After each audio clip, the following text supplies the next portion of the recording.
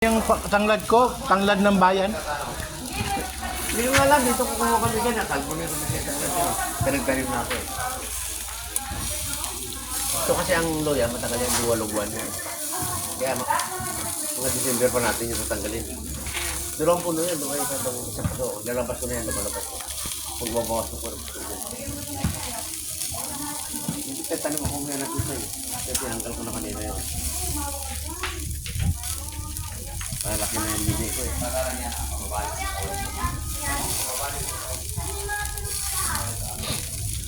Kaya para ilipat yun sa yung halaman yun. Para gulay o pamilya. Sikip na eh. Oo, aram mo naman. Lumipat siya. Lumipat siya. Oo, ulan.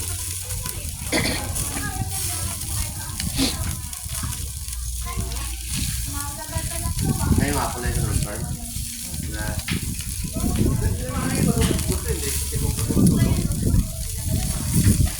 laki-laki ng banyo.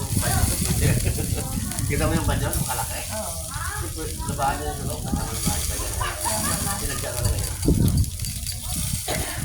Yung ginagawa ko naman, makalaki ito. Dami yan kukunin sa kondo kaya mag-ano kami maglalamog kami ng truck. Ay, sayang kotse. Eh, matagal pa rin nalipat, di ba? Kailangan ng ano, washing, tapos prep pa. Hindi nga, kailangan pa siya lipat, nakatapusan pa, di ba? Oh, ano pa lang naman ngayon eh. Sa 20 pa siya magbigay. Di pa niya magbigay ngayon yung pera ko. Sino? Jenny. Hindi. Kala ko ito. Ay, oo. Yung kotse nga ba? Ah, para pambayad doon. Bigyan niya nga ako ano, ng 48. Kaya lang, 20 pa daw. 20 pa. Ay, mag-isang tipo po yung sakyan doon. Oo, kasi wala pang ano. Dapat nabigyan na naman. Ano na? Araw na lang naman. Ano tayo ngayon? 11 na tayo ngayon. 9 days na lang. 11 na lang yun. Claro, dito pa ako. Wala, usok na.